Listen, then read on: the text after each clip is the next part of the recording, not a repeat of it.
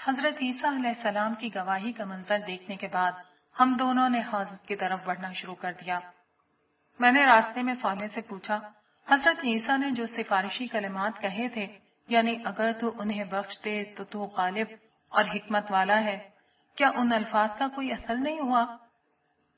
صالح نے کہا، تم نے جواب میں اللہ تعالیٰ کی بات نہیں سنی تھی کہ آج سچوں کو ان کی سچائی ہی نفع پہنچائے گی؟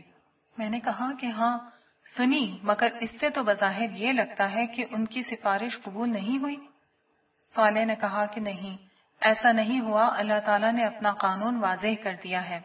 قانون یہ ہے کہ پیغمبر کی لائی ہوئی تعلیم کو سچ تسلیم کرنا اور اپنے عمل سے اس کی تصدیق کرنا کامیابی اور نجات کی بنیادی شرط ہے۔ اللہ تعالیٰ کی بات کا مطلب یہ تھا کہ جس کسی نے یہ بنیادی شرط پوری کر دی، اس کے ساتھ اللہ تعالیٰ کا اب درگزر کا معاملہ ہوگا، یعنی جو غلطیاں ایسے لوگوں سے ہوتی رہیں اور انہوں نے ان پر توبہ اور اصلاح نہیں کی، ان پر اللہ تعالیٰ اپنی رحمت سے گرفت نہیں کر رہے۔ ہر نبی اسی طرح اپنی امت کی دبے لفظوں میں سفارش کر رہے ہیں اور کریں گے، مگر اس کے نتیجے میں سرے دست صرف اتنی رعایت مل رہی ہے۔ اس وقت کوتاہیاں معاف ہو رہی ہیں، جرائم نہیں، اور یہ کوتاہیاں جنہیں معمولی سمجھ کر توبہ نہیں کی گئی تھی، بہرحال اسی طرح کے خواری کا سبب بنی ہے جو تمہاری بیٹی لیلا کو اٹھانی پڑی تھی۔ باقی جن لوگوں نے ہمہ وقت ایمان و عمل صالح اور توبہ اور اصلاح کا مستقل رویہ اختیار کیے رکھا، وہ تو اول وقت ہی سے عافیت میں ہیں، اور جن لوگوں نے مستقل نافرمانی اور بڑے گناہوں کی راہ اختیار کی، وہ اس وقت بدترین سختی کا شکار ہیں۔ گفتگو کرتے کرتے ہم ایک ایسی جگہ آ گئے جہاں فرشتے لوگوں کو آگے بڑھنے سے روک رہے تھے۔ صالح میرا ہاتھ تھامے ان کے قریب چلا گیا، اسے دیکھتے ہی فرشتوں نے راستہ چھوڑ دیا۔ ہم ذرا دور اور چلے تو ایک جھیل سی نظر آنے لگی، اسے دیکھتے ہی صالح بولا، یہی حوض کوثر ہے۔ میں نے کہا، مگر یہاں رسول اللہ صلی اللہ علیہ وسلم تو نظر نہیں آ رہے۔ اس نے کہا کہ وہ آگے کی طرف ہیں، ہم دوسری سمت سے داخل ہوئے۔ دراصل میں تمہیں اس کا تفصیلی مشاہدہ کرانا چاہ رہا تھا، اسی لیے یہاں سے لایا ہوں۔ صالح کی بات پر میں نے غور کیا تو معلوم ہوا کہ یہ عام معنوں میں کوئی حوض نہیں ہے۔ میں نے قدر تعجب کے ساتھ صالح سے کہا، یار یہ تو جھیل بلکہ شاید سمندر جتنا بڑا ہے، جس کا دوسرا کنارہ مجھے نظر ہی نہیں آتا۔ اس نے کہا، ہاں یہ ایسا ہی ہے، تم دیکھ نہیں رہے کتنے سارے لوگ اس کے کنارے کھڑے پانی پی رہے ہیں، اگر کوئی چھوٹا موٹا حوض ہو تو فوراً ہی خالی ہو جائے گا۔ اس نے ٹھیک کہا تھا، یہاں ہر جگہ بہت سارے لوگ موجود تھے۔ ویسے پچھلی دنیا میں بھی رسول اللہ صلی اللہ علیہ وسلم کے ارشادات سے مجھے اندازہ تھا کہ یہ عام سا حوض نہیں ہوگا بلکہ کوئی سمندر ہوگا، بلکہ حضور صلی اللہ علیہ وسلم کے ارشادات سے مجھے خیال ہوتا تھا کہ یہ وہی جگہ ہے جہاں پچھلی دنیا میں عرب اور افریقہ کو جدا کرنے والا بحر احمر بہتا تھا۔ میں نے اپنے اس اندازے کا اظہار صالح سے کیا تو وہ بولا، بڑی حد تک یہ اندازہ ٹھیک ہے، زمین پھیل کر گرچہ بہت بڑی ہو چکی ہے مگر یہ کم و بیش وہی جگہ ہے۔ میں نے کہا کہ اس کا مطلب ہے کہ میدان حشر سرزمین عرب میں برپا ہو رہا ہے۔ اس نے کہا کہ ہاں، تمہارے اندازے ٹھیک ہیں۔ میں خاموشی سے سوچنے لگا کہ کیسا وقت تھا وہ جب دنیا آباد تھی، لوگ اس وقت دنیا کے ہنگاموں میں گم تھے۔ کاش انہیں اندازہ ہو جاتا کہ اصل دنیا تو موت کے بعد شروع ہونے والی ہے۔ اللہ تعالیٰ نے اپنے انبیاء کو بھیج کر پچھلی دنیا میں طرح طرح سے لوگوں کو سمجھایا، مگر لوگ مان کر ہی نہیں دیے۔ پھر اللہ نے ان انبیاء میں سے کچھ کو منصب رسالت پر فائز کر دیا۔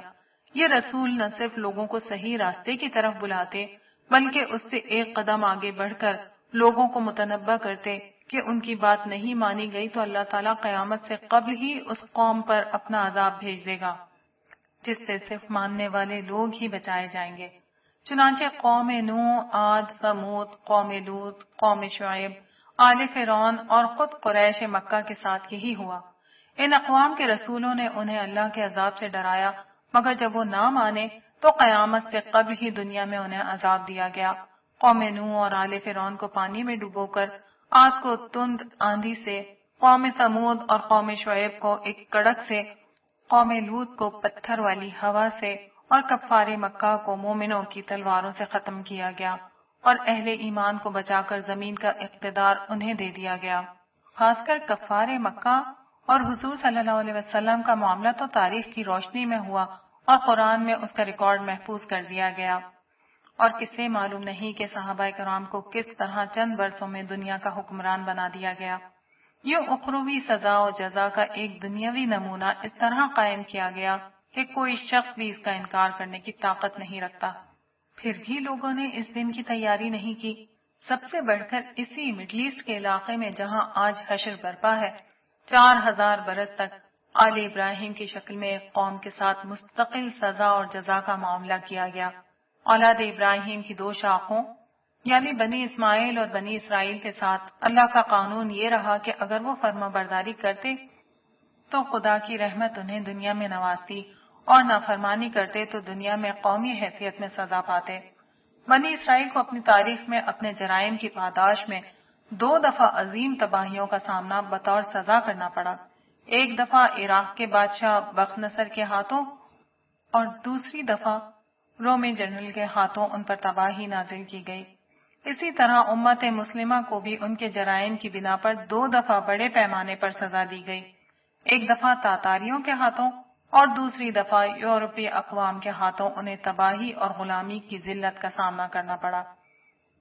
اس سزا کے ساتھ جب کبھی وہ توبہ اور رجوع کرتے تو ان پر حکومت و انعامات کے دروازے کھل جاتے۔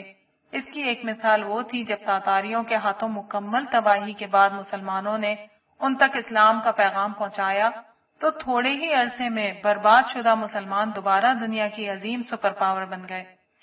مگر افسوس کہ لوگوں نے سزا و جزا کے اس کھلے ہوئے معاملے کو دیکھ کر بھی قیامت کی سزا و جزا کی حقانیت کو سنجیدگی سے نہیں لیا۔ بے اختیار میرے منہ سے ایک ٹھنڈی آہ نکلی۔ میں نے کہا، میرے رب، تو نے تو سمجھانے میں کوئی کسر نہیں چھوڑی، مگر انسان بڑی ہی ڈھیٹ مخلوق تھا، اسی لیے آج کے دن کی تلخی دیکھنی پڑ رہی ہے۔ صالح نے میرا جملہ سن کر لمحے بھر کو مجھے دیکھا اور بولا، نہیں، ہر انسان ایسا نہیں تھا۔ دیکھ لو تمہارے ارد گرد حوض کوثر پر کتنے سارے لوگ ہیں۔ میں نے اسبات میں سر ہلایا مگر کچھ بولا نہیں۔ وجہ صاف ظاہر تھی، صالح یہاں موجود لوگوں کو دیکھ رہا تھا اور میں باہر حشر میں موجود لوگوں کے خیال میں تھا، جن میں میرا اپنا بیٹا جمشید بھی شامل تھا۔ میں میدان حشر میں اس کی تلاش میں لوٹا تھا، مگر حضرت عیسیٰ علیہ السلام کی گواہی کا منظر دیکھ کر میرا حوصلہ جواب دے چکا تھا، اس لیے سرے دست اس کا معاملہ میں نے خدا پر چھوڑنے کا فیصلہ کیا۔ ہم آگے بڑھ رہے تھے کہ ایک جگہ پہنچ کر صالح نے مجھ سے کہا، چلو اب کوثر کے VIP لاؤنج میں چلتے ہیں۔ میں نے اس کی بات پر کوئی تبصرہ نہیں کیا، مگر مجھے اندازہ تھا کہ صالح کیا کہہ رہا ہے، تاہم اس نے اپنی بات کی وضاحت خود ہی کر دی۔ آخرت کی کامیابی حاصل کرنے والوں کے 2 درجات ہیں، ایک وہ جنہوں نے دین کو فرائض و واجبات کے درجے میں اختیار کیا، بندوں اور خالق کے حقوق ادا کیے اور خدا کے ہر حکم کی پابندی کی، یہی لوگ جنت کی کامیابی حاصل کرنے والے ہیں۔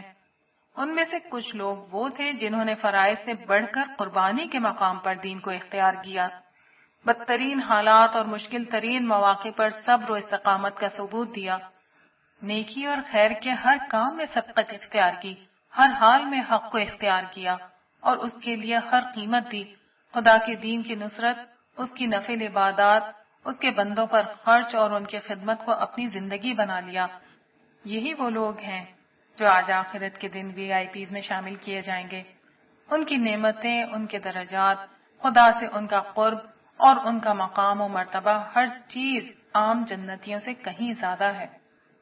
یہ ایسا ہی ہے جیسا دنیا میں ہر معاشرے میں ایک عوام الناس کی کلاس ہوتی ہے اور ایک اشرافیہ یعنی ایلیٹ اور ہائی جنٹری ہوا کرتی تھی۔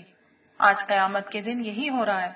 کامیاب عوام الناس کو میدان حشر کی سختی سے بچا کر حوض کوثر کے پرفضا علاقے میں ٹھہرایا گیا ہے اور جنت میں بھی انہیں اچھی جگہ ملے گی۔ ظاہر ہے کہ یہ بہت بڑی کامیابی ہے، مگر اس سے بھی بلند ایک درجہ خدا کے مقربین کے لیے ہے۔ یہ اہل جنت کا اعلیٰ درجہ ہے۔ اس کی حقیقت تو جنت میں داخلے کے بعد ہی سامنے آئے گی، لیکن کوثر کے پاس بھی یہ اہتمام کیا گیا ہے کہ اعلیٰ درجے کے اہل جنت کی اقامت گاہ الگ بنائی جائے۔ ہم وہیں جا رہے ہیں۔ وہ لمحہ بھر کے لیے ٹھہرا اور میری آنکھوں میں غور سے دیکھتے ہوئے کہنے لگا، کیونکہ ہمارا عبداللہ عام اہل جنت میں سے نہیں بلکہ ایک سردار اور ہر اعلیٰ مقام کا حقدار ہے۔ میں نے اس کی بات سن کر اپنا سر جھکا دیا۔ ہم ایک ایسی جگہ داخل ہوئے جہاں کا حسن شاید الفاظ کی گرفت میں نہیں آ سکتا تھا۔ جھیل کا برف کی مانند سفید اور بے آمیز پانی زمین کے فرش پر چاندنی کی طرح بچھا ہوا تھا۔ جھیل کی سطح پرسکون اور ہموار تھی اور اس کے دیکھنے سے ہی نگاہوں کو عجیب طرح کی تسکین مل رہی تھی۔ جھیل کے کنارے ایسے چمکدار موتیوں کے بنے ہوئے تھے جو اندر سے خالی تھے۔ کنارے کے پاس انتہائی دبیز اور ملائم قالین بچھے ہوئے تھے جن پر چلتے ہوئے تلوؤں کو ناقابل بیان راحت مل رہی تھی۔ ان پر شاہانہ اور آرام دہ نشستیں موجود تھیں۔ شیشے سے زیادہ شفاف میزوں پر سونے اور چاندی کے گلاس ستاروں کی مانند جگمگا رہے تھے۔ جھیل سے ایسی مہک اٹھ رہی تھی جس سے مشام جان معطر ہو کر رہ گئے۔ میں نے ایک نشست سنبھالتے ہوئے سوالے سے پوچھا، یہ اتنی اچھی خوشبو کہاں سے آ رہی ہے؟ اس نے کہا، حوض کی تہہ میں جو مٹی ہے وہ دنیا کی کسی بھی خوشبو سے زیادہ معطر ہے، اسی کا یہ اثر ہے۔ سوالے نے جھیل سے ایک گلاس بھرا اور میرے سامنے رکھتے ہوئے کہا، مزے کرو۔ میں نے ایک گھونٹ لیا۔ دنیا میں نے اس کی صرف تشبیہات سنی تھی، دودھ، شہد وغیرہ، مگر یہ ان سب سے کہیں زیادہ بہتر مشروب تھا۔ گرچہ میں پہلے بھی جام کوثر پی چکا تھا مگر اس ماحول میں پینے کا مزہ ہی کچھ اور تھا۔ باہر محشر میں سخت اور چلچلاتی دھوپ تھی مگر یہاں شام کے چھٹپٹے کا منظر تھا۔ ٹھنڈی خنک اور سبک ہوا چل رہی تھی۔ بالکل سورج ڈوبنے سے پہلے کا سما محسوس ہوتا تھا۔ سفید آسمان پر شفق کی سی لالی چھائی ہوئی تھی۔ یہ شفق کہیں گہری سرخ تھی، کہیں نارنجی اور کہیں زرد۔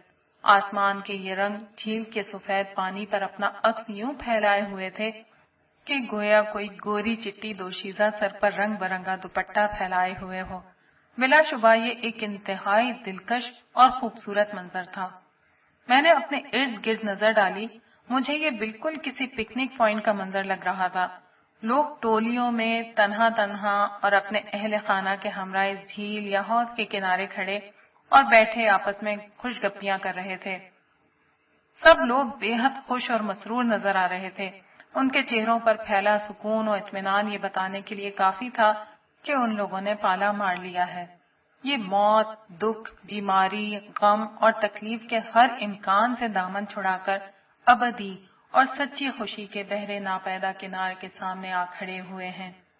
ختم نہ ہونے والی کامیابی، مان نہ پڑنے والی خوشی، کم نہ ہونے والی لذتیں، فنا نہ ہونے والی زندگی اور واپس نہ لی جانے والی آسائشیں آج ان کے قدموں میں تھیں۔ کتنی کم محنت کر کے کتنا زیادہ صلہ ان لوگوں نے پا لیا تھا۔ اس کامیابی کا جشن مناتے ہوئے ان کے قہقہوں کی آوازیں دور دور تک سنی جا رہی تھیں۔ ان کے چہروں کی مسکراہٹیں ہر طرف بہار بن کر چھا رہی تھیں۔ انہیں دیکھ کر مجھے اپنے بیوی بچوں کا خیال آیا۔ صالح نے میرا خیال میرے چہرے پر پڑھ لیا۔ وہ بولا، آؤ چلو، لگے ہاتھوں تمہیں تمہارے گھر والوں سے بھی ملوا دیتے ہیں۔ انہیں بھی یہیں بلوا لیا گیا ہے۔ مجھے سب سے پہلے لیلا نے دیکھا۔ وہ باقی گھر والوں کے ساتھ حوض کے کنارے ایک نشست پر بیٹھی تھی مگر شاید اس کی متلاشی نگاہیں مجھے ہی ڈھونڈ رہی تھی۔ اس نے مجھے دور سے دیکھ لیا۔ وہ نشست سے اٹھی اور دوڑتی ہوئی میرے پاس آئی اور مجھ سے لپٹ گئی۔ وہ کچھ بول نہیں رہی تھی، بس روئے جا رہی تھی۔ میں دیر تک اس کا کندھا تھپکتا رہا۔ پھر میں نے اسے خود سے جدا کیا اور اس کی شکل دیکھنے لگا۔ میں نے آخری دفعہ جب اسے میدان حشر میں دیکھا تھا تو وہاں وہ بہت بدحال تھی مگر اب میری بیٹی پریوں کی مانند حسین لگ رہی تھی۔ اسے یوں دیکھ کر میں نے بے اختیار اللہ تعالیٰ کی اس رحمت کا شکر ادا کیا جس کی بنا پر آج وہ مجھ سے آ ملی تھی۔ میں نے اس سے کہا، لیلا، مصیبت اور تکلیف کے دن ختم، اب خوشی اور راحت ہمیشہ تمہاری مقدر رہے گی۔ اتنے میں باقی لوگ بھی میرے پاس آ چکے تھے۔ میری دیگر دو بیٹیاں عارفہ اور عالیہ دونوں ہمیشہ کی طرح خوبصورت لگ رہی تھیں، جبکہ میرا چھوٹا بیٹا انور اپنی ماں کا ہاتھ پکڑے ہوئے تھا۔ میں نے سارے بچوں کو گلے لگایا، پھر ان سے کہنے لگا، میرے بچوں، مجھے تم پر فخر ہے۔ تم نے دنیا کی رنگینیوں کے اوپر اپنے رب کے وعدوں کو ترجیح دی۔ تم نے حقیر دنیا کے عارضی فائدوں کو چھوڑ کر ہمیشہ کی زندگی کا انتخاب کر لیا۔ آج تمہاری ابدی کامیابی کا دن ہے، آؤ اس دن کی کامیابی کا آغاز جام کوثر ایک ساتھ پی کر کریں۔ یہ کہتے ہوئے میں قریبی موجود ایک نشست پر بیٹھ گیا، باقی لوگ بھی میرے ارد گرد بیٹھ گئے۔ میں نے بیٹھتے ہی لیلا سے کہا، بیٹا میں تمہاری روداد سننا چاہتا ہوں، مگر پہلے انور، عالیہ، عارفہ، تم بتاؤ، تم لوگ خیریت سے اپنی ماں تک پہنچ گئے تھے؟ تینوں نے ایک ہی جواب دیا کہ وہ اول وقت ہی سے محفوظ تھے، اور مختلف فرشتوں نے روز حشر کے آغاز ہی پر انہیں بحفاظت عرش کے سائے تلے پہنچا دیا تھا۔ ان کے بعد لیلا بولی، ابو میں نے بہت مشکل وقت دیکھا ہے۔ میں سور کی آواز سن کر جب قبر سے نکلی تو عجیب وحشت کا عالم تھا، سب لوگ ایک ہی سمت بھاگے جا رہے تھے۔ اس وقت کسی کے جسم پر بھی کپڑے نہیں تھے، مگر خوف و دہشت اور پریشانی کا عالم یہ تھا کہ کوئی کسی کو نہ دیکھ رہا تھا اور نہ کسی کو اپنی بے حجابی کی پرواہ تھی۔ میں نے آپ سب لوگوں کو بہت تلاش کیا، مگر آپ لوگوں کا کوئی اتا پتہ نہ تھا۔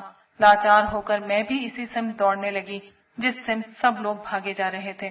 خبر نہیں اس حال میں مجھے چلتے چلتے کتنا وقت گزر گیا، لگتا تھا کہ ہر کسی کو ایک منزل پر پہنچنے کا جنون سوار ہے۔ لوگ دہشت زدہ تھے، پریشان تھے، مگر مجبور تھے کہ ایک ہی سمت بھاگتے چلے جائیں۔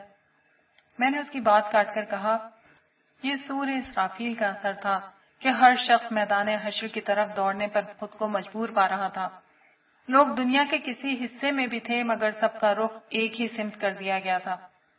لیلا نے کہا، جی ہاں ابو، آپ ٹھیک کہہ رہے ہیں، سب لوگ ایک ہی سمت میں جا رہے تھے۔ چلتے چلتے میرے پاؤں میں چھالے پڑ گئے، ان سے خون نکلنے لگا، تھکان سے جسم ٹوٹ رہا تھا، مگر اندر کوئی چیز تھی جو رکنے نہیں دیتی تھی۔ پیاس کے مارے حالت خراب تھی، مگر پانی کا قطرہ تک کہیں نہ تھا۔ بلا کی گرمی تھی، مگر کہیں کوئی درخت اور سایہ نہ تھا۔ ابو سارے راستے سوائے چٹیل میدان کے کچھ نہیں ملا، پہاڑ، دریا، سمندر، درخت، کھائی، قرض، نہ کوئی نشیب تھا نہ فراز۔ کیا بتاؤں کیسا اذیتناک سفر تھا۔ دنیا ہوتی تو میں تھک کر گر جاتی، مر جاتی، مگر یہاں تو نہ گرنا نصیب میں تھا نہ مرنا، ناچار دوڑتی رہی۔ اسی طرح چلتے چلتے نہ جانے کتنے عرصے میں میدان حشر تک آ پہنچی، مگر یہاں ایک دوسری مصیبت انتظار کر رہی تھی۔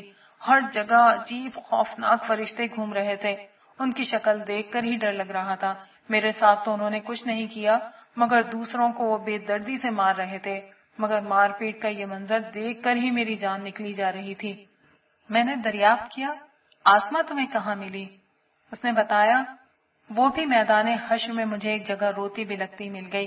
ابو وہ بڑے ناز و نام میں پلی ہوئی لڑکی تھی، اسے دیکھ کر تو میں اپنی تمام تکلیفیں بھول گئی۔ اس کے بعد ہم ساتھ ساتھ رہے کہ کچھ حوصلہ بلند رہے گا، مگر آپ سے ملنے کے بعد اس کا حوصلہ اور نجات کی امید بالکل دم توڑ گئی۔ عالیہ نے پوچھا، آخری دفعہ وہ تمہیں کہاں ملی تھی؟ لیلا نے کہا، جب سجدے کا حکم ہوا تھا میں سجدے میں چلی گئی، اس وقت وہ میرے برابر میں تھی، مگر وہ سجدے میں نہیں جا سکی۔ وہ دنیا میں ہمیشہ یہی کہتی تھی کہ اللہ کو ہماری عبادت، ہماری نماز کی کوئی ضرورت نہیں، اگر ہے بھی تو وہ بہت معاف کرنے والا ہے، وہ ہمیں معاف کر دے گا۔ وہ روزہ یہ کہہ کر چھوڑتی تھی کہ میری خوبصورت جلد خراب ہو جائے گی۔ تم سجدے سے اٹھی تو وہ کہاں تھی؟ عارفہ نے پوچھا۔ وہ میرے برابر میں ہی تھی، مگر جب اللہ تعالیٰ نے حکم دیا کہ ہر 1000 میں سے 999 لوگوں کو الگ کیا جائے تو فرشتے اسے گھسیٹتے ہوئے میرے پاس سے لے گئے، پھر مجھے حساب کتاب کے لیے اللہ کے حضور پیش کر دیا گیا۔ نائمہ نے دریافت کیا، وہاں کیا ہوا؟ اس نے بتایا، مجھے تو لگ رہا تھا کہ اب اللہ تعالیٰ میرا نامہ اعمال میرے بائیں ہاتھ میں پکڑا کر مجھے عذاب کے فرشتوں کے حوالے کر دیں گے، مگر میں قربان جاؤں اپنے رب کی رحمت کے، اس نے بڑا کرم کیا۔ مجھ سے ایمان، عبادات کے متعلق سوالات ہوئے، میں نے بتا دیا کہ میں ہر بات پر ایمان رکھتی تھی اور ساری عبادات بھی کرتی تھی۔ پھر موٹے موٹے اخلاقی معاملات، صلہ رحمی اور حقوق العباد کا سوال ہوا، میں نے ان کا جواب بھی دے دیا۔ اس کے بعد مجھے یہ اندیشہ ہوا کہ اللہ تعالیٰ عام زندگی میں کی جانے والی نافرمانیوں اور گناہوں سے متعلق متعین سوال نہ کر لیں۔ اس کے بعد انہوں نے مجھ سے کوئی سوال نہیں کیا۔ اس پر میں نے کہا، لیلا بیٹا، اگر اللہ تعالیٰ تم سے اگلا سوال کر لیتے تو تم ماری جاتی۔ وہ جس کو معاف کرنے کا فیصلہ کر دیتے ہیں اس سے کوئی ایسا سوال نہیں کرتے جس کا نفی میں جواب آنا یقینی ہو۔ یہ کام صرف ان لوگوں کے ساتھ ہوتا ہے جن کو پکڑنا مقصود ہوتا ہے۔ انہوں نے تم سے صرف وہ پوچھا جس کا صحیح جواب تمہارے نامہ اعمال میں موجود تھا۔ باقی تمہارے گناہ گرچہ نامہ اعمال میں موجود تھے مگر انہوں نے جان بوجھ کر نظر انداز کر دیے۔ لیلا نے کہا، ہاں ابو، انہوں نے ایک بات مجھ سے آخر میں کہی تھی، وہ یہ کہ تم عبداللہ کی بیٹی ہو، تمہیں تو اس کے ساتھ ہی ہونا چاہیے۔ اس کے بعد انہوں نے فرشتوں سے کہا کہ اس کا نامہ اعمال دائیں ہاتھ میں دے کر اس کو اس کے گھر والوں کے پاس بھیج دو۔ اس وقت میری خوشی کا جو عالم تھا میں اسے بیان نہیں کر سکتی۔ صالح جو میرے برابر ہی میں بیٹھا تھا اس کی بات سن کر کہنے لگا، تمہاری بخشش عبداللہ کی وجہ سے نہیں ہوئی ہے، البتہ تمہارے درجات تمہارے والد کی وجہ سے بلند ہو گئے ہیں۔ تم اس وقت حوض کوثر کے VIP لاؤنج میں بیٹھی ہو۔ جانتی ہو تم پر اور تمہارے بھائی بہنوں اور والدہ پر یہ مہربانی صرف تمہارے باپ عبداللہ کی وجہ سے ہے۔ یہ اللہ تعالیٰ کی خصوصی عنایت ہے کہ کامیاب لوگوں میں سے جس شخص کا درجہ سب سے بلند ہوگا اس کے قریبی رشتہ داروں کو اللہ تعالیٰ اس کے ساتھ جمع کر دیں گے۔ اس پر عالیہ نے کہا، جبھی ہم بھائی بہنوں کے خاندانوں کے کسی فرد کو یہاں آنے کی اجازت نہیں ملی، صرف ہم بہن بھائیوں اور امی کو فرشتوں نے یہاں آنے دیا، باقی لوگ بھی یہاں ہیں مگر انہیں پیچھے ٹھہرا دیا گیا ہے۔ یہ سن کر نائمہ کے چہرے پر کرب کے گہرے آثار طاری ہو گئے۔ اس کے اندر کی ماں بولی، سوائے جمشید کے۔ یہ بات سن کر ایک خاموشی چھا گئی۔ آخر انور نے خاموشی کے اس پردے کو یہ کہہ کر توڑا، ابو، مجھے تو آپ کے استاد فرحان صاحب کی اس تحریر نے بچا لیا جو میں نے آپ سے اکثر سنی تھی۔ اس تحریر کو میں نے اپنی زندگی بنا لیا تھا۔ آسما بولی، بھائی وہ تحریر کیا تھی، ہمیں بھی سناؤ۔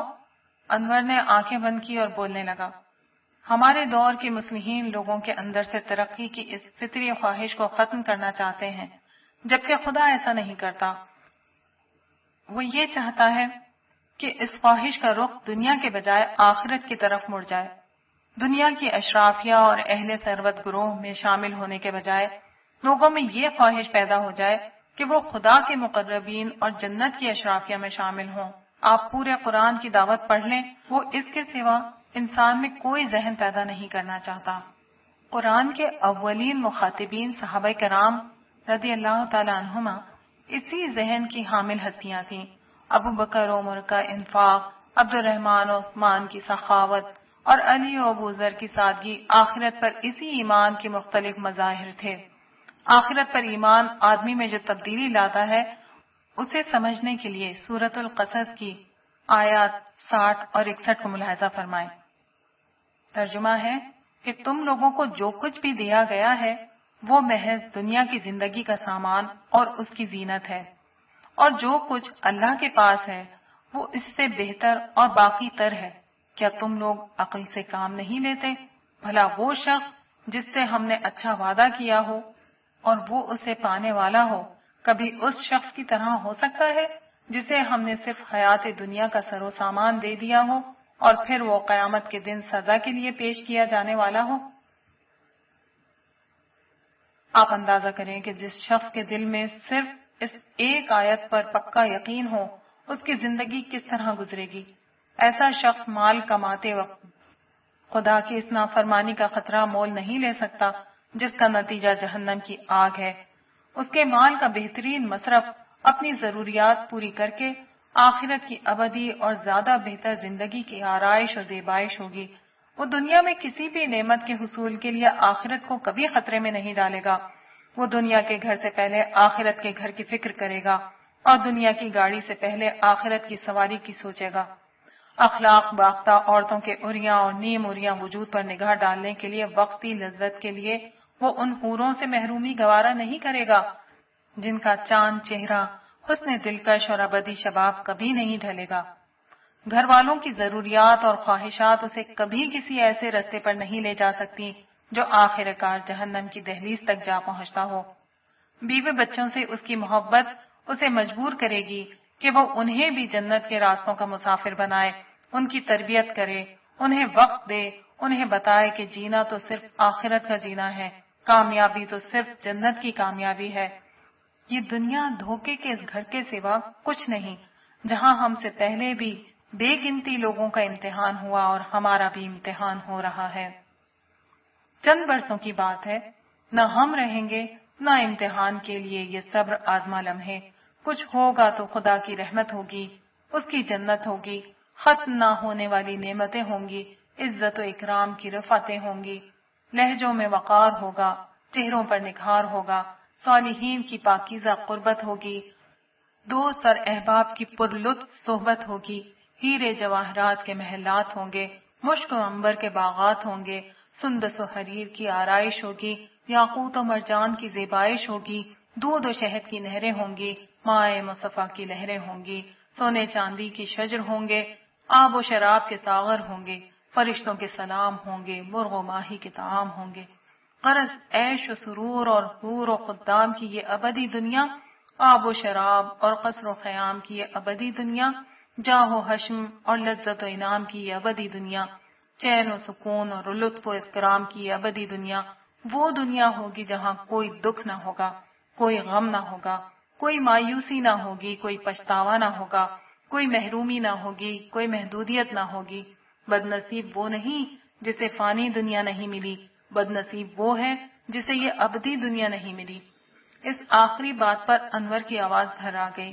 اسے شاید اپنے بھائی جمشید کا خیال آ گیا تھا، مگر اسے معلوم نہ تھا کہ اس نے یہ تحریر سنا کر میرے لیے جمشید کے صدمے کے ساتھ میرے استاد فرحان صاحب کا صدمہ بھی جمع کر دیا ہے۔ میں نے دل میں سوچا، شاید میدان حشر میں بھی ہمیں کچھ نہ کچھ غم دیکھنے ہی ہیں۔ یہ صرف جنت ہی ہے جہاں داخلے کے بعد ہر غم اور ہر پریشانی ہمیشہ کے لیے ختم ہو جائے گی۔